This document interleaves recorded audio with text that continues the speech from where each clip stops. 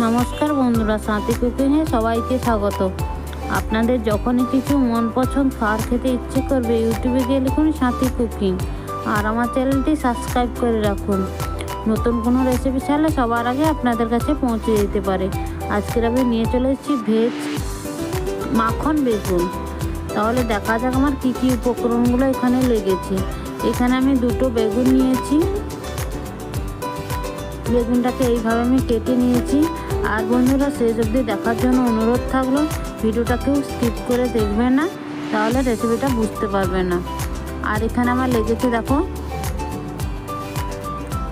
কালো জিরে, লবণ, হলুদ, ধনে গুঁড়ো, জিরে গুঁড়ো, কাশ্মীরি লঙ্কা, কাজু, পোস্ত, আদা বাটা, কাঁচা লঙ্কা বাটা, দুটো শুকনো লঙ্কা, তেজপাতা, আর নিচ্ছি টমেটো। এইটা নিচ্ছি মাখনটা আমি দুধ থেকে তুলে তুলে রেখেছিলাম। বেগুনটা একটু নুন আর লবণ মাখিয়ে নেব। বাজার থেকে যে দুধ কিনে আনি ওই দুধ থেকে মাখনগুলো তুলে তুলে রেখেছিলাম, দিয়ে ওইটা দিয়ে আমি বানাচ্ছি আজকে মাখন বেগুন।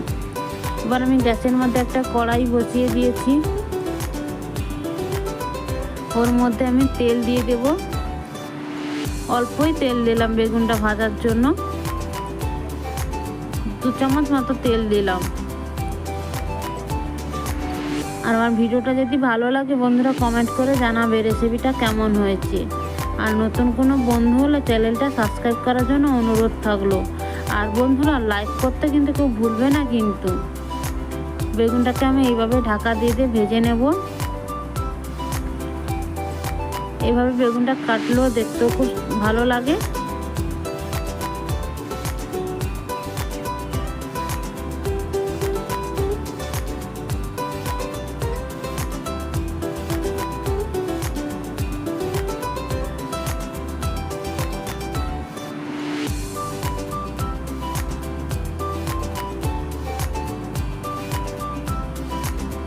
এইভাবে উল্টে পাল্টে আমি বেগুনটা ভালো করে ভেজে নিয়েছি। দেখো, এবার একটা আমি পাত্রের মধ্যে তুলে নিচ্ছি বেগুনটা। ওই কড়াইয়ের মধ্যে আমি রান্নাটা করে নেব। আমি সম্পূর্ণ বেগুনটা ভাজিনি।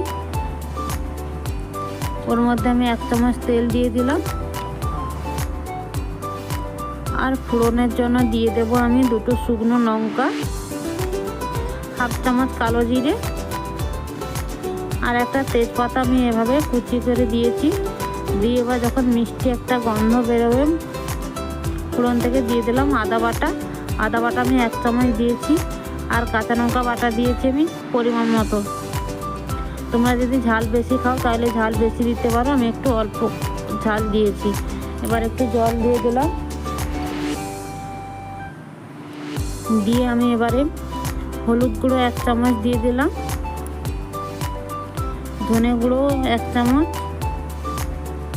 জিরে গুঁড়ো 1 চামচ, ছোটো চামচের 1 চামচ করে দিচ্ছি আমি।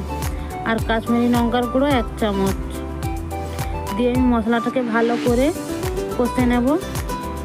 জলটা দেওয়ার কারণ, মশলাটা দিয়েছি নিচে পুড়ে যাবে না বলে, এই জন্য জলটা দিয়ে আগে মশলাগুলো আমি দিয়েছি। তখন মশলা থেকে আমার তেল ছেড়ে গেছে। ওই পর্যায়ে আমি 2 চামচ টমেটো পেস্ট দিয়ে দিলাম। দিয়ে ভালো করে আবার মশলাটাকে কষিয়ে নেব। একটু লবণ দিয়ে দিলাম। টমেটোটা তাড়াতাড়ি সেদ্ধ হয়ে যাবে আর মশলাটাও আমার তাড়াতাড়ি মশলাটাকে ভালো করে কষিয়ে নিয়েছি। এরপরে আগে থেকে যে মাখনটা আমি তুলে রেখেছিলাম, ওই মাখন, কাজু আর পোস্তটা এক জায়গায় আমি মিক্সড করে পেস্ট করে রেখেছিলাম, ওইটা ওর মধ্যে আমি দিয়ে দিলাম। এবার মিক্সার জারটা ধুয়ে একটু জল দিয়ে দেব। দিয়ে ভালো করে মশলাটাকে কষিয়ে নেব। এখন মশলাটা আমার কষানো হয়ে গেছে, মশলা থেকে তেল ছেড়ে দিয়েছে। এরপর আমি এর মধ্যে হালকা উষ্ণ গরম জল দিয়ে দিলাম 1 কাপের মতো। আমার একটা কাপ আছে, ওই কাপটায় জল ধরে 200 গ্রাম, ওই কাপটা 1 কাপ আমি জল দিয়ে দিয়েছি। পরিমাণ মতো লবণ দিয়ে দিলাম। এবার আমার গ্রেভিটা ফুটে উঠেছে। ওর মধ্যে আমি আগে থেকে ভেজে রাখা যে বেগুনগুলো একে একে সব ছেড়ে দেব।